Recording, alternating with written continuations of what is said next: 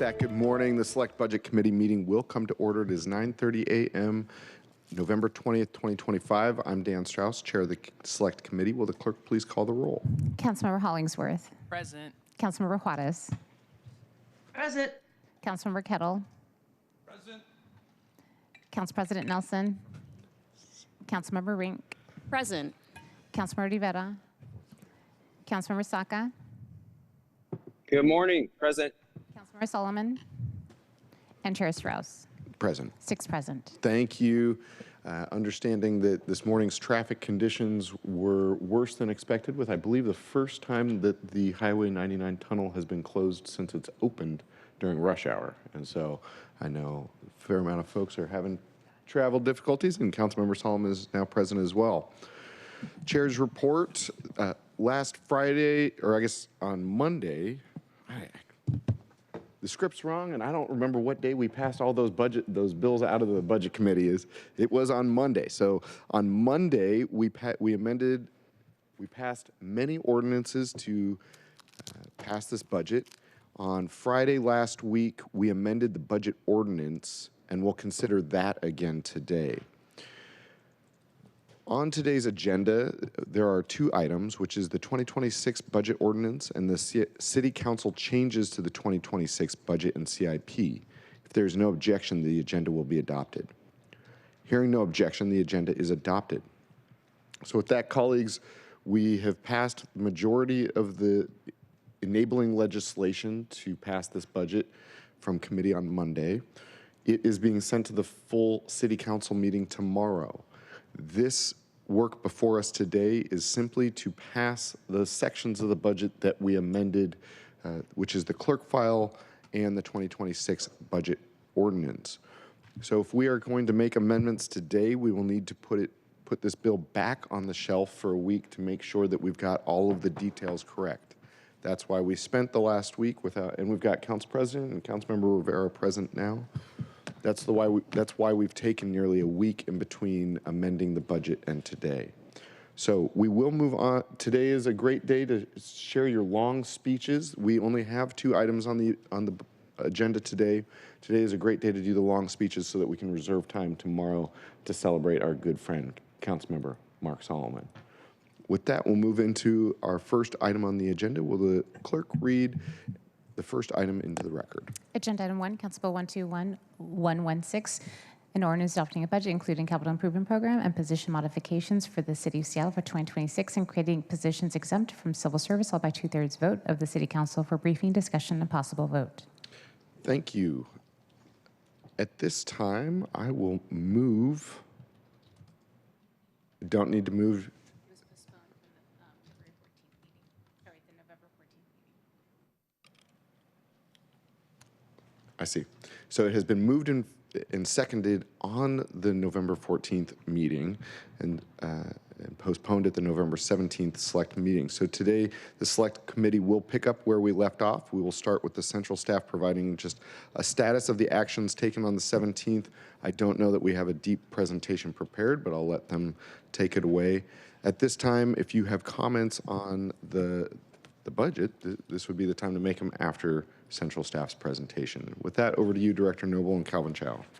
And I only have to say is that we have now compiled all the CBAs, all the council budget actions, all the provisos into the clerk file, and attachment A shows all of the legal appropriations for the budget. Attachment B, all the proposed and approved position changes. And we, in fact, did not discover any changes to make. Normally, we might be here asking you to make some technical swaps and the like, but there aren't any, as it turns out, which is great. So we are ready to proceed, which is to say you are ready to proceed. Wonderful. Colleagues, do you have comments on the budget?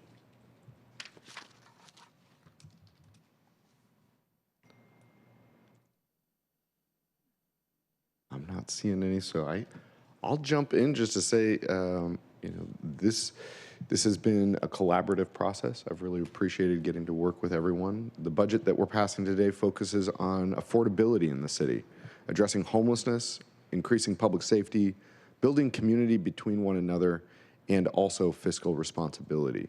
When the mayor released his budget proposal in September, We've spent 2 months in intensive analysis and debate, including 17 committee meetings, feedback from thousands of people, as well as having 2 public hearings. The City Council, we worked together to amend this budget to increase and create a record high investment in affordable housing. We've increased the investment in rental assistance and in tenant assistance. We've expanded discounts on utility bills, supported renters with the Renters Commission, and created stronger reporting requirements from the Office of Housing. Regarding homelessness, we've protected shelters and emergency funding. I know that a number of people this morning were being called to respond in real time to the continuum of care funding debacle that has been created by the federal government. And there's so much more that we must do beyond just responding to this emergency. We do still need to build more shelter once we figure out the grounding that we are in.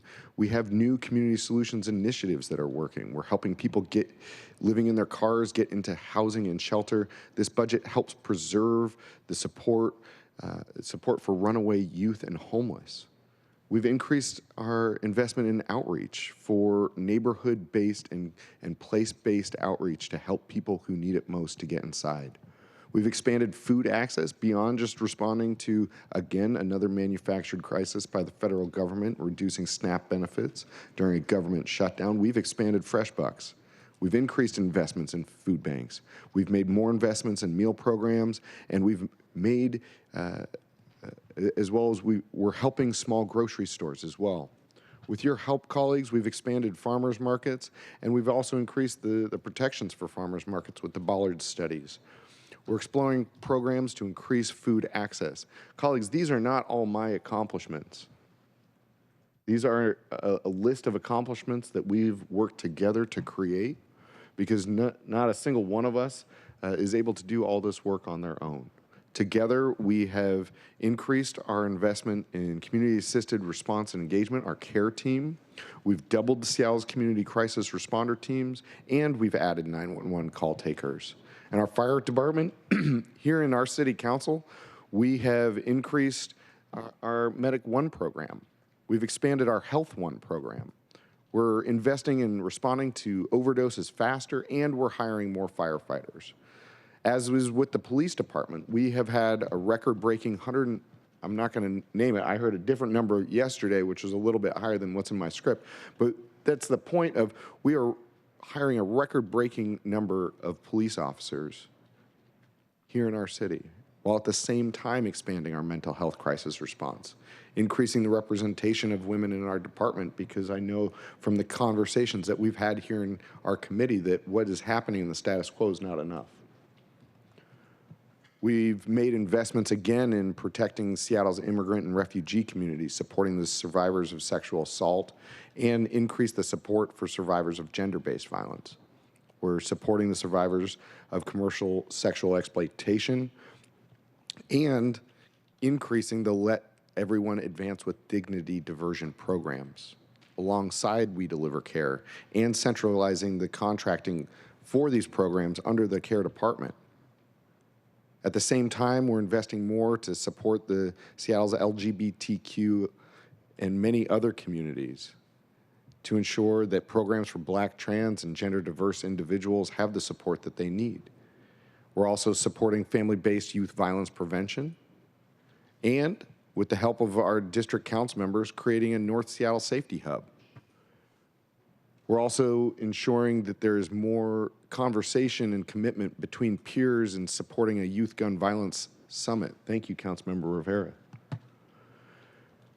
Transportation, this has been an interesting budget process in the sense that we have more safety provisos in this budget than possibly ever before. And it demonstrates the great need that we all have for safety on our streets, when we're walking, when we're driving, when we're rolling, when we're with our friends and family, our children and our elders. And through there, we've made those improvements that I just mentioned a minute before for farmers market safety improvements. We, thanks to Councilmember Sacco, we have the Admiral Junction traffic safety work going on. Councilmember Hollingsworth working to increase pedestrian safety in Madison Park. Councilmember Solomon working to create safety on Rainier Avenue and Waters Avenue. In my district on 8th Avenue, Councilmember Rivera on Sandpoint Way. And I'm doing this off of memory, so I don't remember everyone's safety work, but just to say that everyone is taking this so seriously, and we're responding to what our residents are requesting, which is the ability to travel throughout our city without the fear of being injured. Together, colleagues, we've increased our investments in open space, adding park rangers to our Seattle Parks Department. We've improved public restrooms, again, saving the environmental education and outdoor learning program, making improvements to Lake Union Park, really the front porch of Lake Union ahead of the FIFA World Cup. One of my favorites in this entire budget is the skate park at Morgan Junction Park. Going to be really, it's not even in my district. I just love the fact that we are making skateboarding a sport that is encouraging for all ages. It's now in the Olympics as well. This is something that, as we create more access in everybody's neighborhood, we'll see our entire city improve. We're improving Portal Park for the first time since we took down the viaduct. Again, I guess today is the first in two ways. The first time the tunnel's been out during rush hour, and the first time that we're actually investing in making Portal Park something special, right? This whole transformation of our city is happening before our eyes, and this budget helps ease and improve that transition. Just like as we're restoring Schmitz Preserve Park, we're making the improvements of Rogers Playfield in a neighborhood that's seeing a lot of transition with new bus lines, with new density. We need to make sure that our parks are keeping up, and that's what's being done, especially on the long, many-year saga of improving the infrastructure in the Garfield Superblock. This has been a multi-year project that continues to need our support, and it is amazing to watch. And I'm seeing, again, the word front porch. Sorry, I didn't see this one before, but including a redesigned front porch plaza with the picnic shelters, a new ramp in the southeast corner, and site furnishings throughout the park along the renovated walkway. Other transportation improvements that we're making is getting the reports that we need to make the improvements next year. Because colleagues, what we found last year in our budget reform process, both in content and in process, is that we need to be getting the information in this budget, requesting the information in this budget to make informed decisions next year. And we've got a couple really important transportation improvement reports regarding shared streets, better bus lanes, and getting buses to the beaches. In arts and culture, we're continuing to support artists for creative space and low-income artist support in Capitol Hill. We're supporting film and theater, while at the same time setting us up for a better future with fiscal responsibility, because we do still have an issue, a structural budget deficit on the horizon. Over these last 2 years, we have continued at every turn to make improvements. My original balancing package continued to work on these improvements. And much of that work must be done through fiscal responsibility efforts that are multi-yeared. This year alone, we increased the size of the rainy day fund.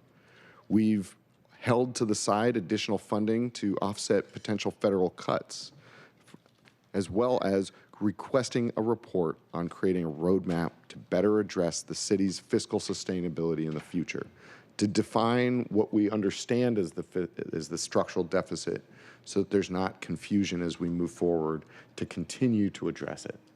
And with that, colleagues, those are my remarks at this time. It's been an absolute pleasure to get to put your good ideas and your good initiatives into this budget. I am just the chair and just the steward of this process. It is all of our good work together that has created a budget that will set us up for a bright future next year. Colleagues, with that, is there any additional comments?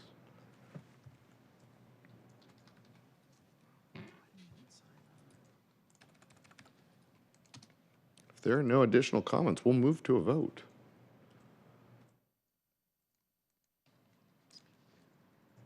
Wonderful, okay. I would just ask that if we get to tomorrow, I see Council President Nelson. And colleagues, now is the time to make the long speeches because tomorrow's meeting starts at 1 p.m. And so if we want to be out before it gets dark, we should share our reflections today. Council President Nelson. That's the question that I wanted.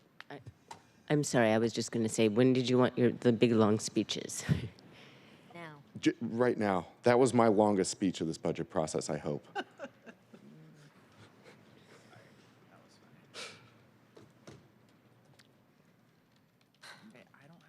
not in Zoom.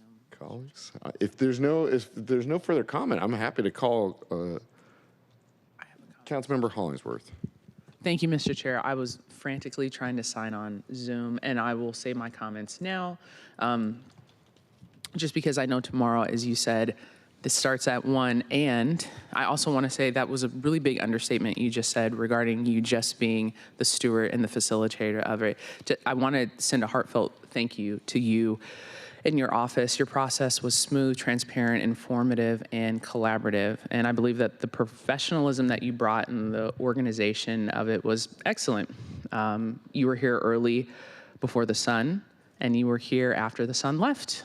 And watched you work through weekends and work through holidays. I also watch you all colleagues work through a lot of stuff as well. But this budget process I thought was great, and I just want to say thank you, and also to your staff, because they have been incredibly accessible during this process as well.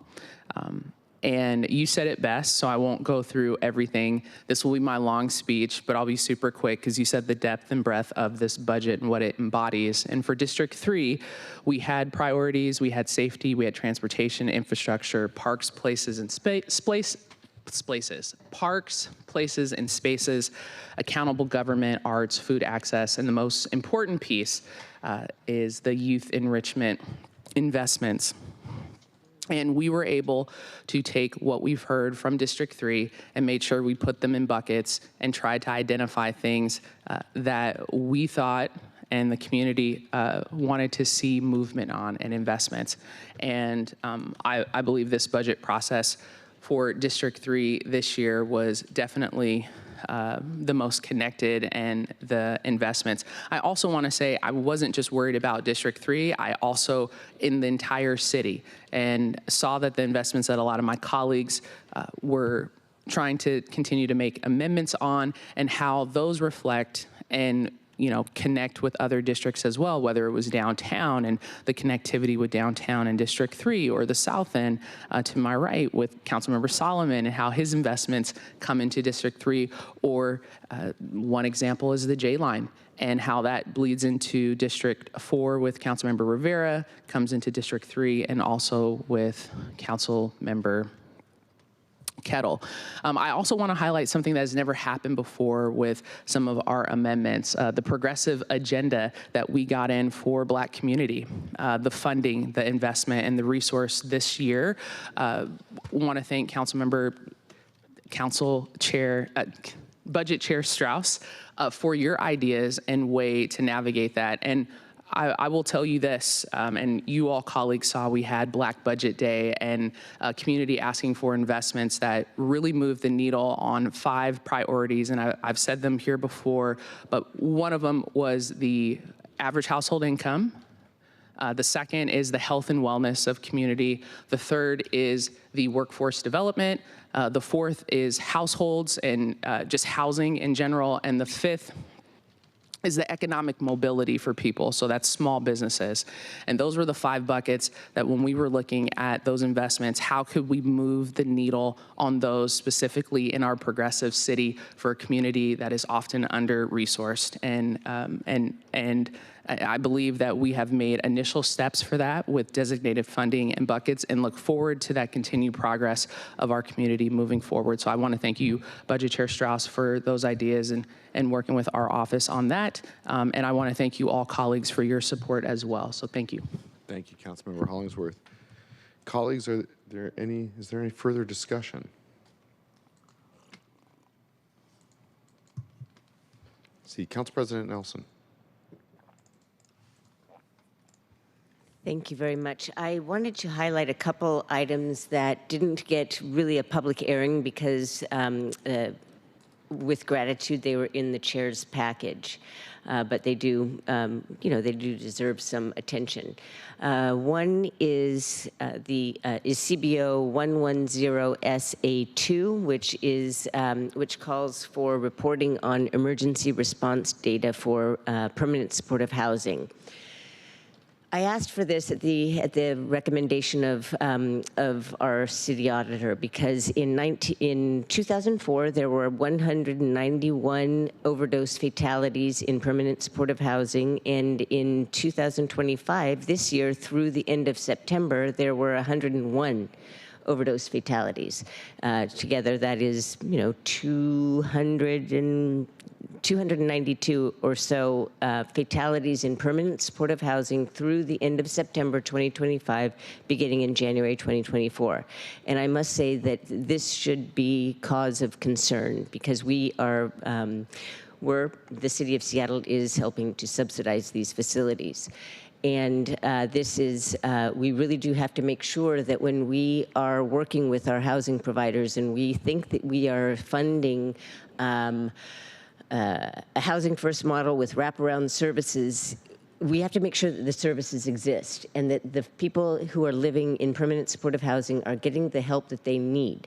Because when we have to allocate $6 million, thank you very much, for rent arrears, it's partly because the people living in permanent supportive housing and other housing facilities are not getting the help that they need, and and there are disturbances to other tenants who are moving out. My whole point is that this should be, I'm hoping that this information, when the fire department and police department get the data back, we will have a better evidence-based understanding of what's going on in the facilities that we are funding and what needs to happen to make sure that the residents and the neighborhoods are safe and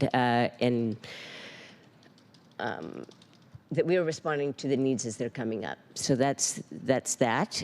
And then the other one that I wanted to point out is OH0095A2, which requests that the Office of Housing prioritizes recovery housing projects in the 2026 Notice of Funding Availability process. Why did I put that forward? Because unfortunately, we really do not focus on creating any kind of housing projects that will accommodate people that are trying to get on the path of recovery. If we are wanting people to, we're helping fund people to go to treatment, and they need some place to live once they get out. And having talked to some leadership at REACH, I understand that this is a barrier to getting people to take that step to go into addiction treatment, because why bother if they, number one, aren't going to have a supportive place to live when they get out, or could lose their living arrangement by going. And so we really do have to think about this, because recovery is not just the treatment itself, it's how one organizes one's life and gets their lives back together once they are finished with whatever kind of institutional treatment. So that is, I really appreciate that, and we have to start highlighting that this is a need when we put out that notice of funding availability, and hopefully that will grow the market, that providers will recognize that the government of Seattle is looking for partners that will provide this kind of housing for the people that need it.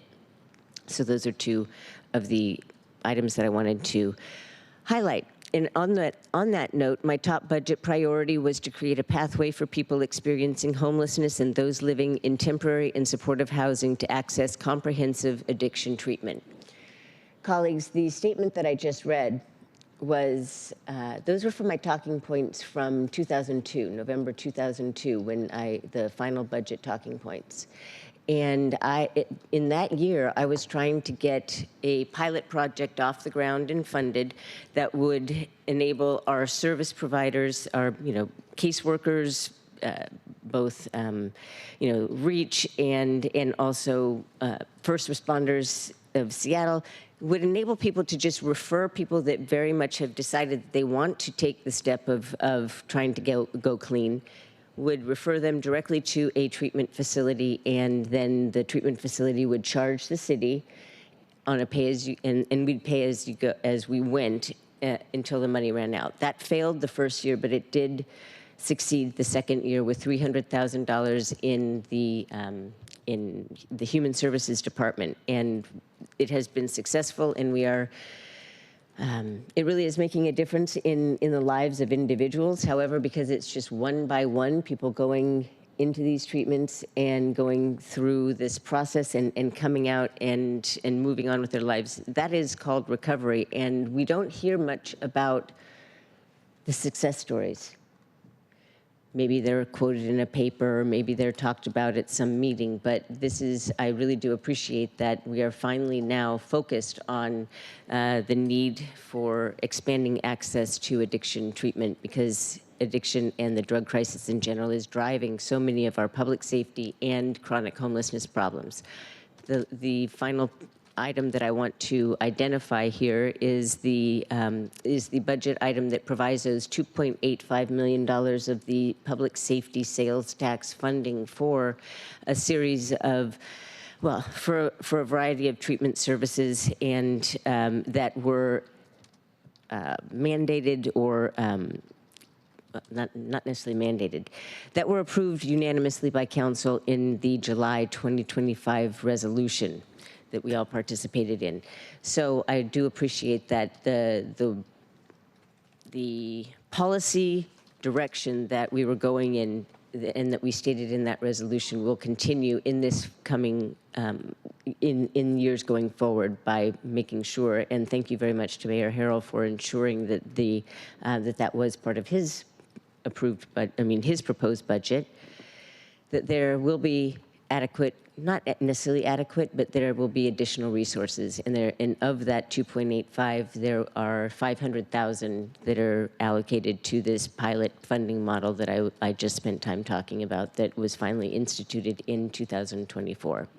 So those are some of the budget items that I wanted to highlight. And then just in closing, I do need to note that we're going to still be having some problems in 2027 when it comes to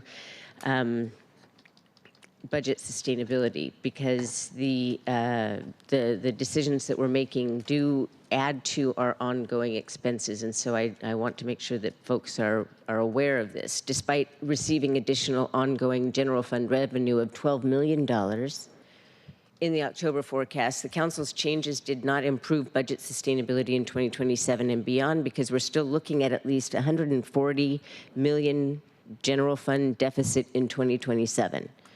So a sizable budget challenge remains, and it could turn much worse if the economy deteriorates. Recent revenue increases that have balanced the general fund, such as the payroll expense tax and B&O restructure, increasingly rely on the taxes that are concentrated on the economic fortunes and continued presence of a small number of very large businesses in Seattle.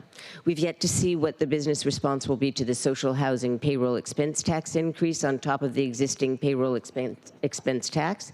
And further, as shown in the budget, in the CBO response to the slide that I requested in 2024, which was presented in my committee this year, we continue to rely a lot on the annual underspent. So we are, the city has a track record of not spending the full amount each year, and that translates into not only that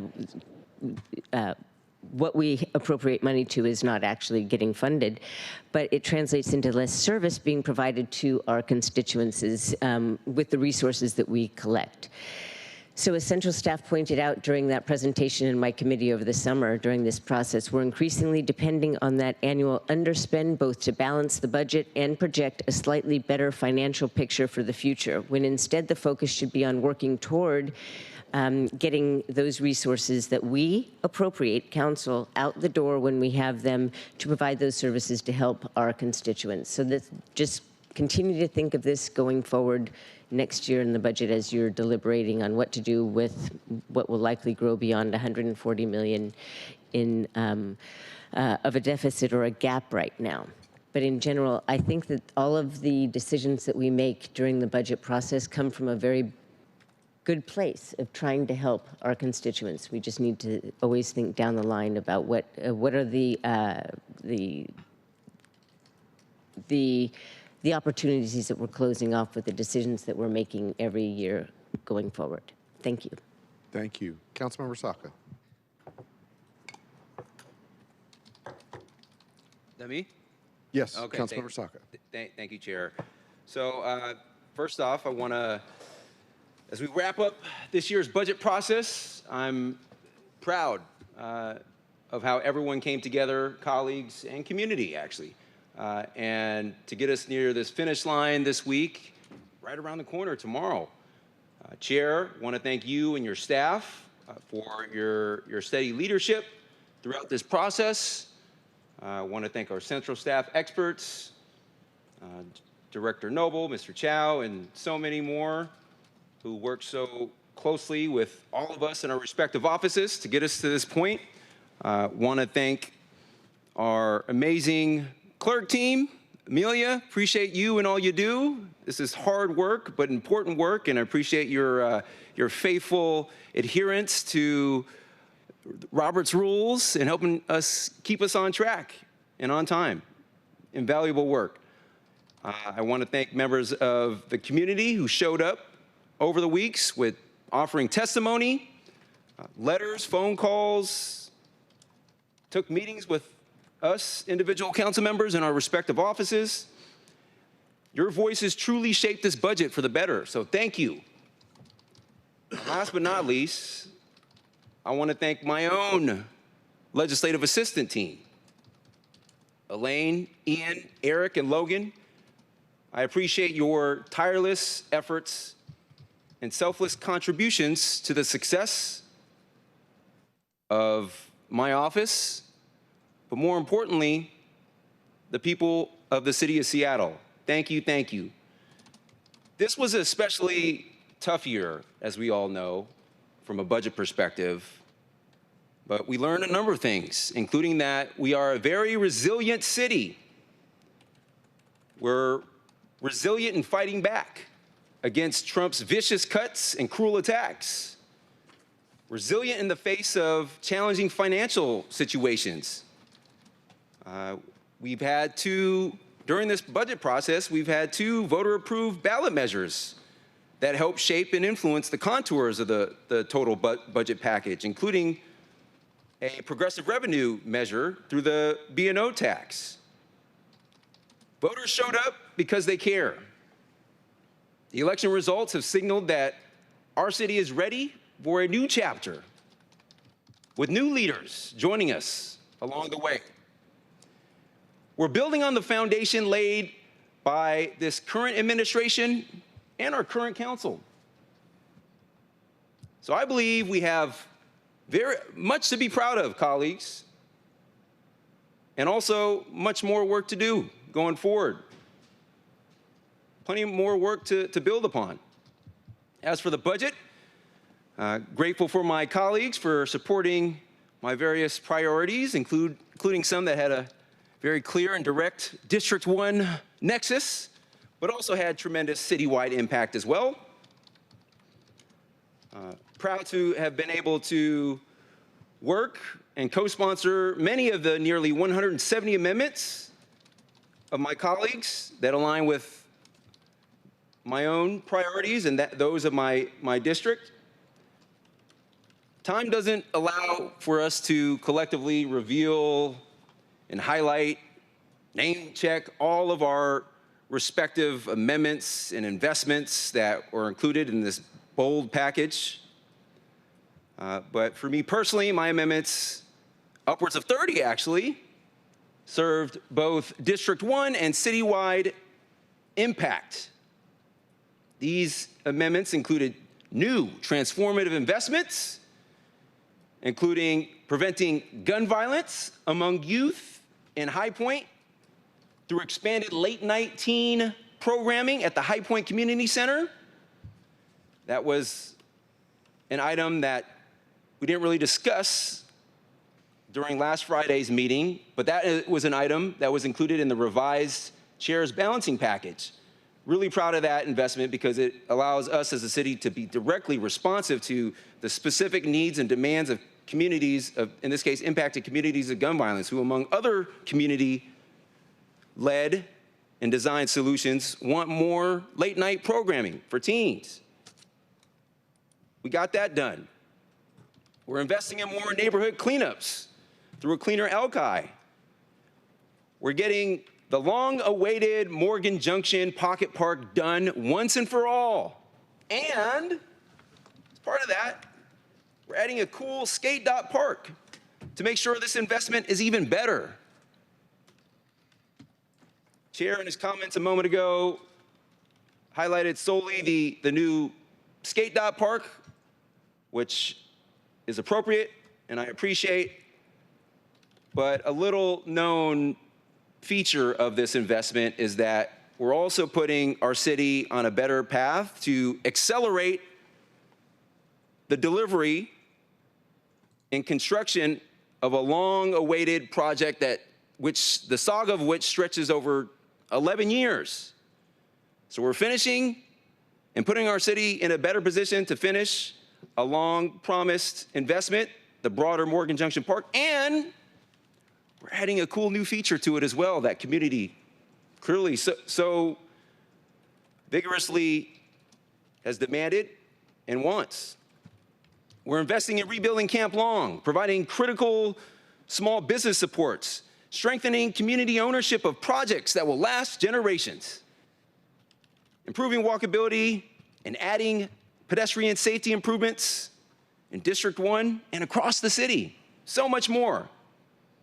And importantly, we're expanding micromobility, improving accessibility, and supporting sustainable transportation options by bringing chargers, electric chargers for e-bikes and power chairs right here to Seattle City Hall. Take that, Vancouver City Hall. Affordability, protecting the most vulnerable with federal backfill for food access and relief. These were some of my own other guiding principles and themes. Proud to have been able to work alongside my colleagues, members of the community, to advance a package of extensive federal backfill investments to safeguard essential human services at a time that we know, again, of cruel federal cuts and rapidly rising community need. We're able to respond in part to, for example, severe federal SNAP cuts, and we're able to do that in real time. Together, we were able to increase our investments in seniors, allowing them to age in place with hot meals and shelter. Together, we strengthened homelessness response and prevention services that stabilize vulnerable households. And I'm especially personally honored to have been able to, as part of that, pass a few amendments that were included in this final adopted budget. Amendments supporting our foster youth and veterans, which are obviously very near and dear to me. So together, these targeted backfills protect critical lifelines, uphold Seattle's longstanding commitments to equity and well-being, and ensure that our city's safety nets remain strong, resilient, and responsive for those who need it most. On the public safety front, our highest charter responsibility, we're able to fund a bold transit safety and security position and strengthen reporting requirements to help make our transportation system not just more frequent and reliable, but also safe for all. One pressing amendment was the funding for more micromobility scooter parking corrals. We know that scooters are a huge mode of transportation, particularly related to those important last mile connections, and affect and impact directly safety for all. That's why I initiated a budget action as well as a SLY for improved reporting and to develop a plan to deploy corrals, including how to better utilize the $1.3 million in fee revenue the city receives from one and only one. That's just one of the vendors of scooters, Lime, annually pays $1.3 million in fees. And there's multiple vendors, of course, but how we can better utilize and leverage that fee revenue to support projects like this. In all, it was a collaborative council effort. I appreciate Councilmember Solomon's description a few weeks ago about friendly wrestling matches that we had behind the scenes with each other from time to time, about who was going to prime sponsor what and when and co-sponsor this or that or the other. And there was definitely a lot of that going on, but it was a true race to the top. And so I think this budget allows us all to win, especially in including community. Finally, I want to just mention a few fun facts, if you will, by the data. My team and I just re-reviewed and poured through the budget to pull together a few quick, important data points. Councilmember Rivera proposed thanks to her leadership, there's a $167,000 proviso and deal for child care navigation and support for unhoused children and their families. $167,000. There's also an estimated, with the new FEP levy that voters passed and was reflected and modeled and included in this year's budget, there is a total in investment in early childhood mental health staffing supports over the 6-year life cycle of the levy.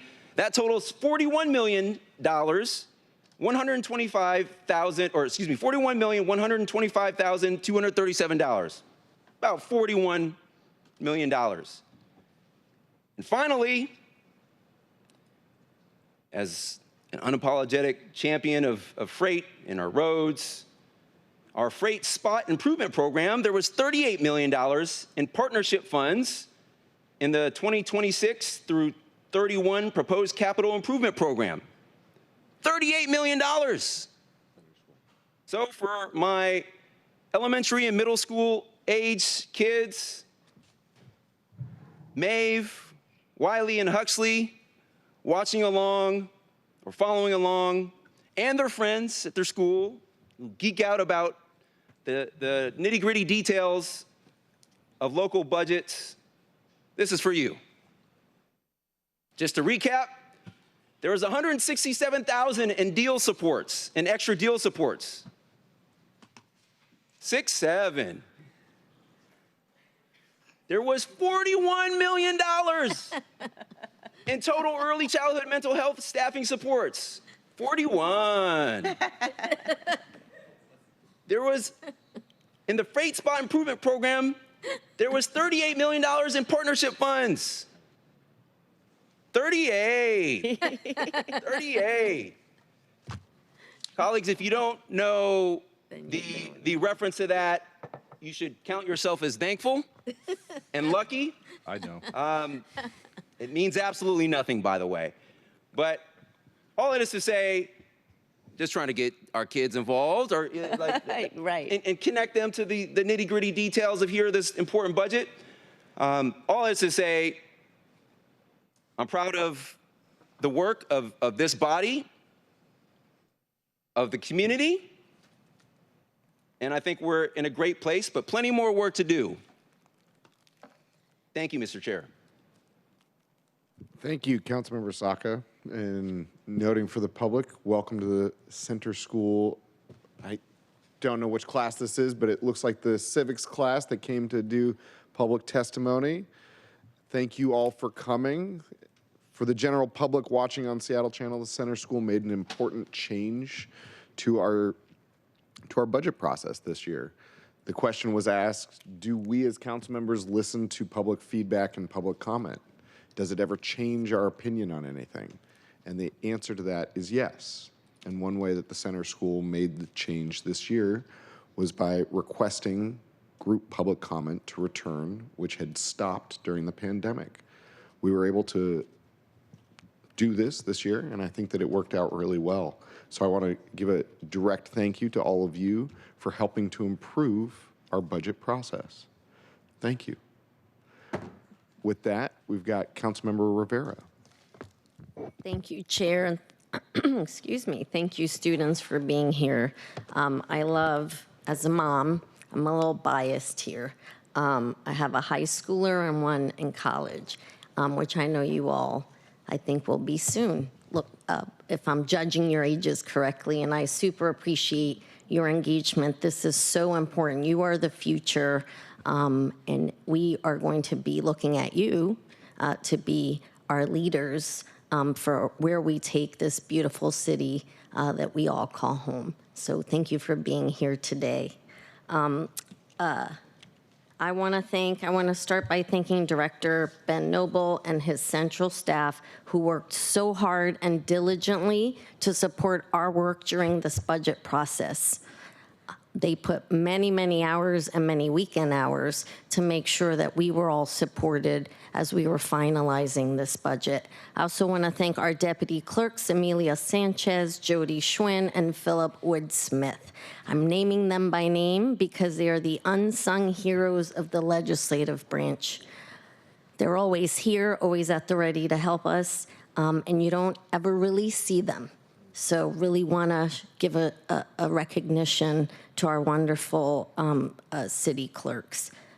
I want to also thank my staff, Wendy Sykes, Nick Duda, and Jacob Evinger, who gave long hours to this budget process and who work so hard every day to respond to the needs of our constituents. And just a shout out to all the LAs and all the staff who work so diligently and gave many hours during this process to make sure we were all supported and to make sure that we could get this budget through the finish line. I know we're all grappling with how to help our constituents, colleagues. I know how much you all care about the folks in your districts, as do I. I feel so fortunate and humbled to serve with each and every single one of you. I know that we don't always agree on everything, but we always treat each other with respect. We try to compromise where we can, and then we advocate zealously for our districts as we come to compromise to build the budget that is before us today. I know we included many investments in this budget that help residents in our districts and in our city. And in response to requests that we received from our constituents and from the organizations in our city that support our constituents. I know some were mentioned here, such as ensuring support for 911 non-emergency calls, providing support for a youth gun violence summit to work together to address the increased youth violence we're unfortunately seeing across the city. As a mom, and I've said this many times, of children that were involved in a school shooting, we just simply must give added and strong attention to this matter. We need to actually do more. I know we are doing some things, but we need to do more to ensure that all our kids are safe in this city. The budget also includes an additional day of food delivery to low-income and affordable housing residents at Magnuson Park, my constituents at Magnuson Park who are living in a food desert. Also provided support for the U District, including mobile addiction treatment, homeless outreach, and street cleaning, and bringing much-needed traffic calming to Sandpoint Way, where we lost a life earlier this year. Despite all this and the many important ads that you all added, and I super appreciate you for, colleagues, I don't feel like celebrating. We're looking at a deficit next year. We simply cannot continue to live in this constant state of self-imposed deficit. Colleagues, we can't control what happens at the federal level. We can only do our best to address the overwhelming harm that is being caused by this cruel administration. We can, however, control what we do. And as we move forward this next year, it's our responsibility to take a hard look at what we're doing. Are people's lives better off because of the programs we are funding? We simply do not know. If we do not have outcomes that let us know we're actually making a difference, then we need to look at shifting our approach. I do not feel good saying I'm providing funding for something if it's not actually making a positive difference in somebody's life. By way of example, I can tell you that I looked at the programs in the FEP levy and that DEAL is implementing. I know those programs are providing much needed support, and they are making a difference in families and children's lives. Is this true of all our city programs? Outcomes and accountability are not bad words. They are words that help inform how to best help people in this city that we all love. So thank you for partnering on this budget that we're delivering today. We need to continue to support our residents, and we need to know that our investments are actually helping our residents. It may feel good at the moment to say we are supporting something, but if we don't know whether that something is helping, that doesn't make me feel good on the back end. It's so easy to take credit and accolades at the front end, but what are we doing at the back end? So again, very much appreciate all of you colleagues. Thank you, Councilmember Strauss, for shepherding this budget for us. And I look forward to our continued work together. Thank you. Councilmember Rink. Thank you, Chair. And I just want to start my remarks with thanking you, Chair Strauss, for your diligent work throughout this process, for leading us through this. Your work is tremendously appreciated. And thank you also to your team for all of the hard work behind the scenes. Thank you to central staff for all of your support throughout this process. And thank you, colleagues, for your partnership throughout this entire process. This is my first year on council. It's my first budget. And my office fought for and successfully secured some critical investments in this budget to keep Seattle families housed, supported, and safe.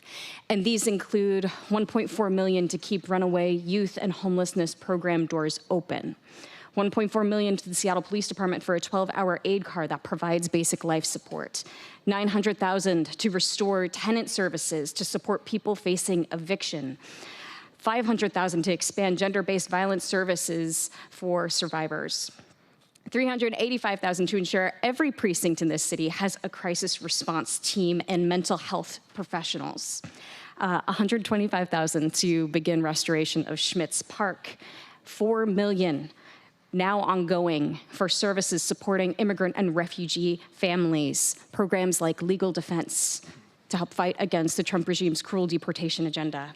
And now a contingency plan in place and a federal reserve that will help us weather the uncertainty that is threatening housing for 4,500 households in our region, as well as advancing the Better Bus Lanes initiative that will help transform transit for working people.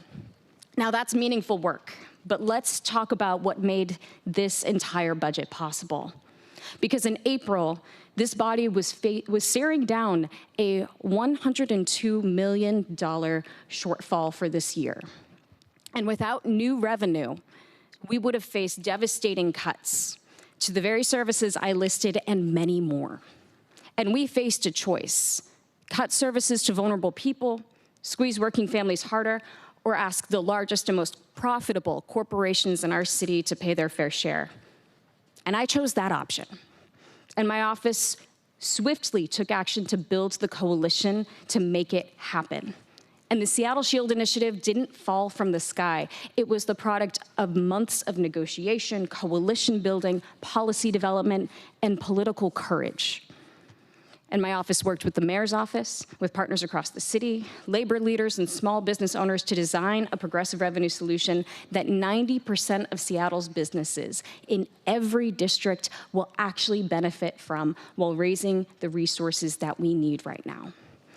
And when I brought this before council, I know we had great discussions, we had productive debates, and when we went through that legislative process together, where we as a body landed on a proposal that we could all agree to, and unanimously sent it to voters. And 71% of voters said yes. That's not just a win, that's a mandate. So let me be clear. The $80 million that closes our budget gap and funds our priorities exists because of the Seattle Shield Initiative. And the Seattle Shield exists because progressives delivered. And without that initiative, we wouldn't be celebrating this budget. We'd be making impossible choices about which programs get cut, which neighborhoods lose services. Now, looking ahead to 2026, we face even bigger challenges. The federal government is in chaos and is actively hostile to cities like ours. And we are likely facing state budget cuts as well. And our structural revenue problems haven't disappeared, they've intensified. But here's what I know. The same courage and creativity that delivered on Seattle Shield is what we'll need to survive what's coming. We cannot afford to be timid. We cannot afford to keep doing things the way we've always done them. We need bold, progressive revenue solutions. We need to build housing. We need to protect immigrant communities, defend workers' rights, and prove that local government can step up when federal leadership fails. Our community depends on it. So, this is my challenge to myself and to everyone here on council, to be as creative and courageous in 2026 as we were with the Seattle Shield Initiative in 2025. The people of Seattle are depending on us to deliver on solutions, not excuses, and they showed us that they're ready for bold action. So let's not disappoint them. And again, to central staff, to the clerk's office, to my incredible team, thank you for your countless hours of hard work, very late nights, working both on the Seattle Shield Initiative, but also budget amendments that serve our communities most vulnerable. This work matters. The families who stay housed, the young people who get services, the survivors of gender-based violence who get support, the workers who get the support to fight wage theft, they matter. People matter. And I will keep up that fight for the people of Seattle. Thank you.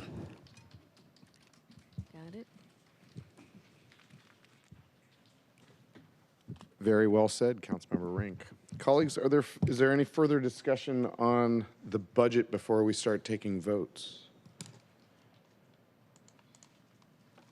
I'm seeing no further comments, so I'll wrap up with a few last words, which is that this budget prepares us for the unknown that may occur from the federal government. We're ready to respond in the best ways possible to the best of our abilities. Balances the tax code and uses progressive revenue to fund important programs, as well includes the tools of fiscal responsibility to best prepare us for next year and additional work to make our budget as sustainable as possible. This budget works for working families. And now my thanks and my gratitude to the people who have shown up here for every single meeting, whether there's public comment or not, to the students that have made this budget process better, to Miss Barbara from the 7th floor. Miss Barbara, I hope you're watching. And to every employee, every city employee who makes this city work for Seattleites, the folks in the Arts and Culture Department, Parks and Recreation, Seattle Center, and our public libraries, in the Department of Education and Early Learning, and the folks that provide human services from pre-K to the end of life.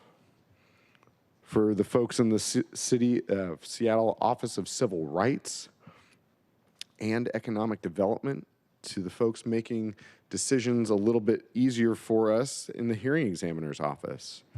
And the folks that I know we are always saying we want the permit process to go faster, but for everyone in SDCI who's working from floodplains to permits, we appreciate your work.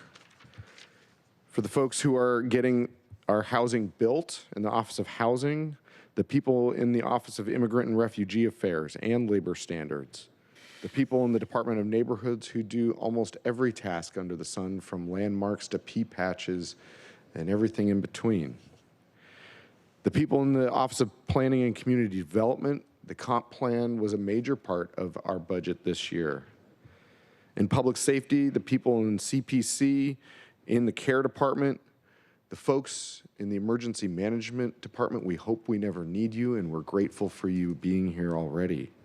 Seattle Fire Department for responding to the 911 calls every single day, as well as the Seattle Police Department and the Inspector General's office, our attorneys at the law department and the courts,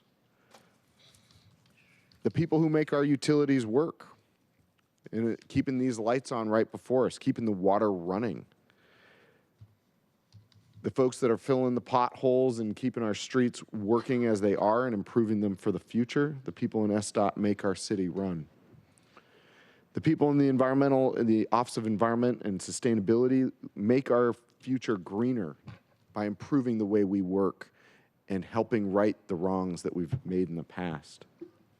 Our auditor keeps departments always improving, and our city budget office makes all the numbers work. Our Office of Economic and Revenue Forecasts keeps us understanding what's in the future so that we can best address with fiscal responsibility, best address the structural budget deficit that lays out in the out years. To the people in our city's retirement system who allow us to retire, and the folks in our ethics and elections department that help us understand what we can and can't vote on, as well as the backbone of our city, which is the finance and administrative services. They make everything work, from our buildings to our fleets to the contracting to collecting tax revenue. They really do it all, to holding the contracts with every city, contracted company. And of course, the information technology department, without you, none of this is possible. To Seattle Channel for keeping us streaming 24/7. The archivists and the city clerk upstairs. And of course, to our Office of Intergovernmental Relations. Our city employees make our city work. They're the ones that deliver the services for our city, for our residents. Whether it's working at the front desk of our community centers, whether it's the pothole rangers or the crew that was making the curb cuts in a residential neighborhood that I met on a Sunday morning at 7 a.m. on the hottest day of the year in August. They were working on behalf of Seattleites to give us a better future. The electrical line workers keeping the lights on, and the folks who are operating our dams, especially out at Boundary Dam, which is far from our city, but is such an integral part of how we do our work.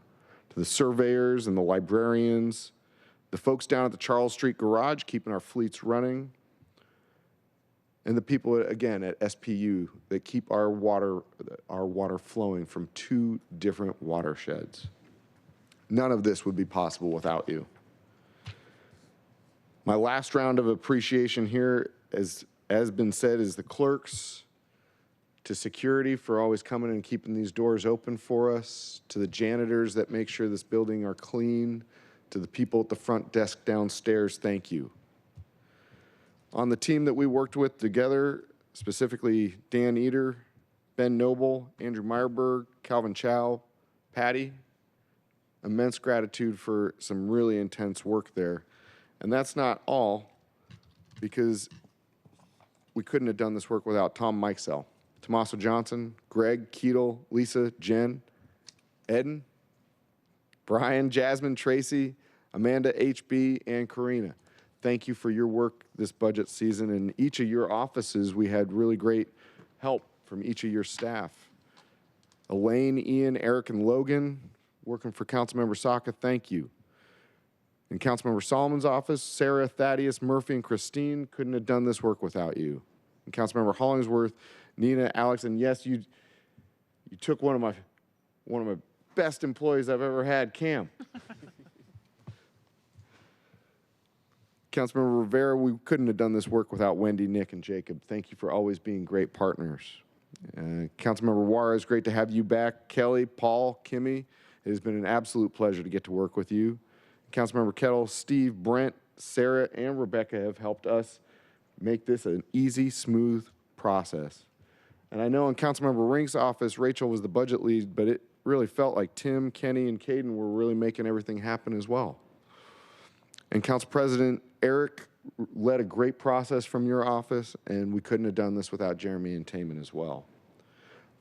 But of course, I couldn't have done this work without the stellar team that I do have that Councilmember Hollingsworth hasn't stolen yet.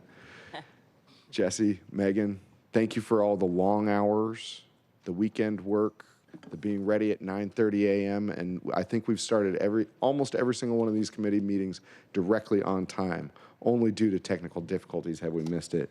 And Joel, you've been serving the people of District 6 as the district director while we've been paying attention here. And Anthony, I can't thank you enough for keeping every other ball running or in motion here. So to the people, to the city employees that make our city work, thank you. To everyone else who has been here and contributed to this process, I can't thank you enough. So with that, I have no further remarks. Councilmember Juarez, Solomon, and Kettle have all indicated that they don't want to share anything at this time. So we will move on. The bill was moved and seconded on the November 14th Select Budget Committee. And so seeing as there are no further comments, will the clerk please call the roll? Sorry, I didn't give you enough lead in there. Councilmember Hollingsworth. Yes. Councilmember Juarez. Yes. Councilmember Kettle. Aye. Council President Nelson. Aye. Councilmember Rink. Yes. Councilmember DeVetta. Aye. Councilmember Saka. Aye. Councilmember Solomon. Aye. And Chair Strauss. Yes. 9 in favor, none opposed. Thank you. The motion carries and will be sent to the committee for the full council meeting tomorrow on November 21st. We'll now move on to our second item. Will the clerk please read the second item into the record? Agenda item 2, clerk file 314-546, city council changes to the 2026 proposed budget and the 2026 through 2031 proposed capital improvement program for briefing, discussion, and possible vote. Thank you. I will move that the committee recommend approval of the clerk file 314546. Is there a second? Second. It has been moved and seconded to approve clerk file 314546. Colleagues, I guess central staff, would you like to provide any changes that have occurred between now and last Friday? There are no such changes, so straightforward. Wonderful. Colleagues, any final questions? Opportunity for questions, but this is all just the same work that we just discussed. Seeing as we have no further questions or comments, will the clerk please call the roll on clerk file 314546? Councilmember Hollingsworth. Yes. Councilmember Juarez. Councilmember Juarez. Yes. Thank you. Councilmember Kettle. Aye. Council President Nelson. Aye. Councilmember Rink. Yes. Councilmember DeVetta. Aye. Councilmember Saka. Aye. Councilmember Solomon. Aye. And Chair Strauss. Aye. 9 in favor, none opposed. The motion carries, and clerk file 314546 will be recommended to be sent to the November 21st City Council meeting. Colleagues, due to the timing of today's vote, the rules will need to be suspended to send the bill and clerk file to tomorrow's City Council meeting. If there is no objection, the rules will be suspended to send Council Bill 121116 and clerk file 314546 to the November 21st City Council meeting. Hearing no objection, the rules are suspended and both items and the committee recommendation will be included on the November 21st City Council meeting. Colleagues, unless there is anything for the good of the order or if there's any further business, we will conclude this process. Council President.